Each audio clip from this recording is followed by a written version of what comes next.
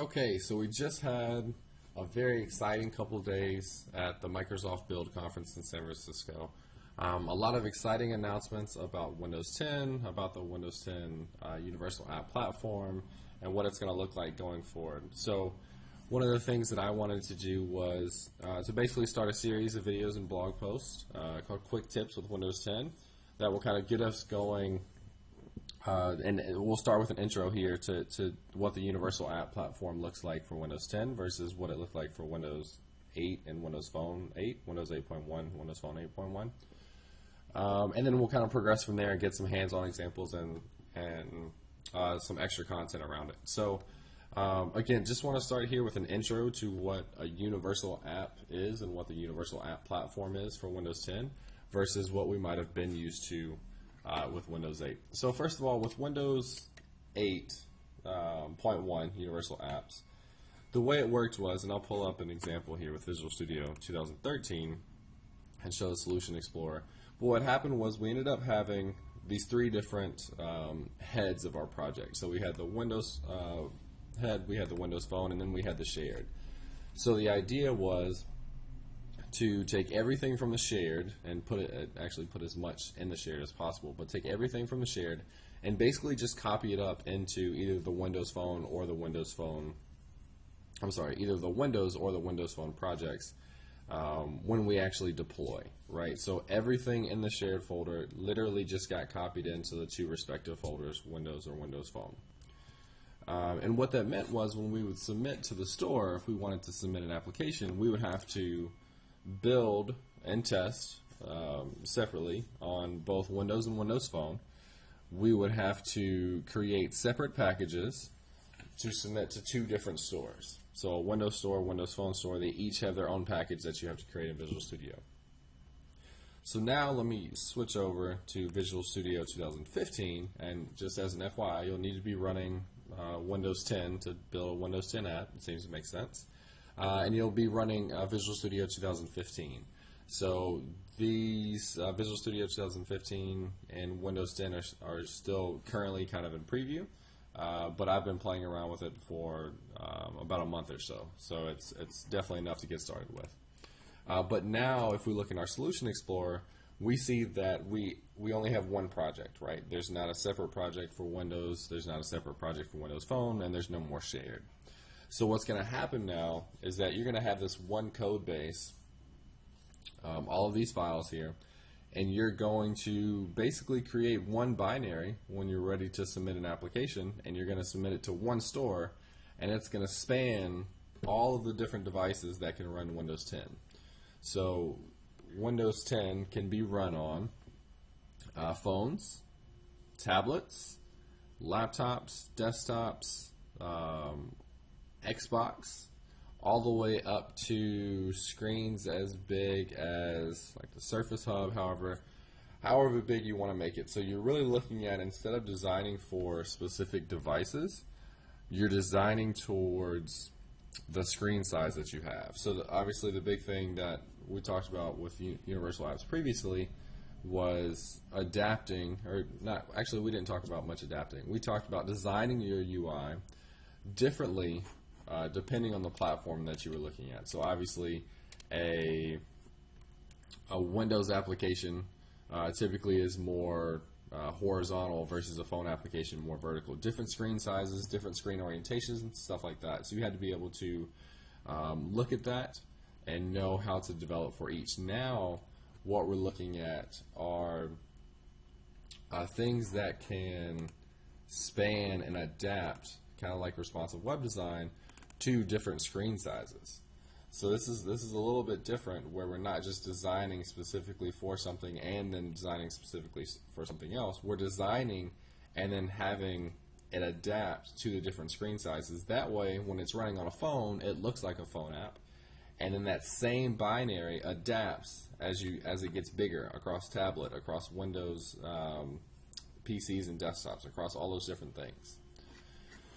So one of the examples here, I'm going to change this around a little bit and just take a second in the designer. One of the examples here that shows this is this main page.xaml here. We've got got it looking at a 13-inch desktop, but I can change this down to a 10-inch IoT device. I can change this down to a 42, a 4-inch, a 4.5-inch phone, and I can change it to a 12-inch tablet as well. So all of these different things I can see in here, and previously we just had the option of either kind of a generic phone or a generic Windows device. So we can see all of these different devices, and we need to, as the developer, again, kind of scale with the different sizes. And the way we can do that is with some new features around adaptive triggers. And this will be one of the blog posts coming up soon, but adaptive triggers can basically you can define certain size ranges. So if you say I declare a certain trigger for a certain size, let's say you break it up into phone, tablet, and desktop. When that size hits, if you resize, let's say you take a Windows 10 application just like you can with any of these modern applications and resize them completely, as they shrink down, you'll hit those different triggers for the different phone, tablet, and desktop, and it'll show whatever changes you make within the trigger. So that, it might sound a little confusing. We'll see what that looks like, but just know that you get the ability to adapt to the different screen sizes so that you make sure you cover all these different devices that we can hit with Windows 10. So another one of the differences here with doing specific,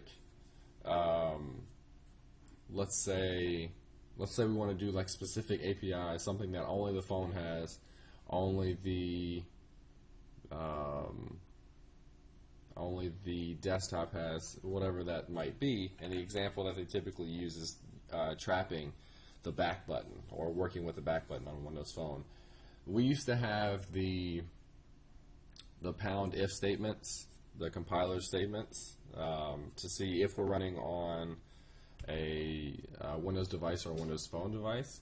We no longer do that. We don't really check device specifically. We check to see if the device we are on, whatever it is, has the capability to work with the specific API that we want to use.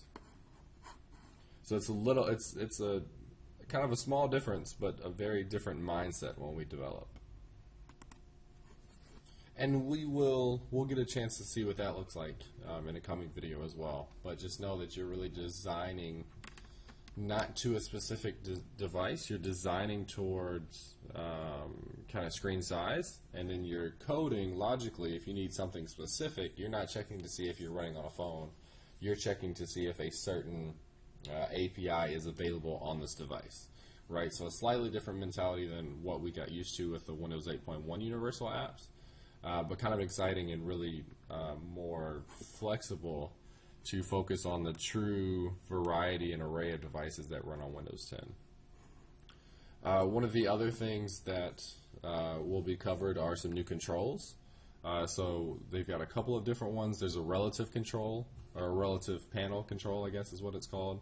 And this helps with adapting screen sizes. So basically you can say, I want this block to be to the right of this block, and then if the screen shrinks down, put that block beneath the first block, right? So that's using an adaptive trigger to switch it from being basically a horizontal landscape down to a vertical one if you're running on phone, because you have more real estate that way, and that's typically how you look at a phone versus a tablet or a desktop PC.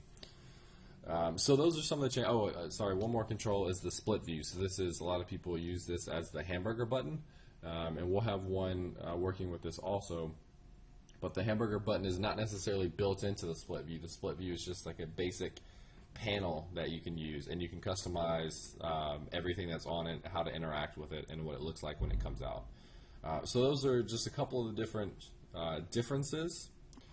Just wanted, like I said, to give kind of a quick intro to what Windows 10 looks like now as far as universal apps, what the differences are between Windows 10 and Windows 8 universal apps. And to get started, like I said, you'll need to be running with the Windows 10 technical preview. The preview at this point, I don't know the actual release date. We'll see when that actually comes out. But you can run the preview and then run the Visual Studio 2015 as well. So keep keep looking out for more videos and some of those different features that I talked about, and more blog posts as well. So if you have any questions, feel free to reach out to me on Twitter at JamesQQuick. Bye.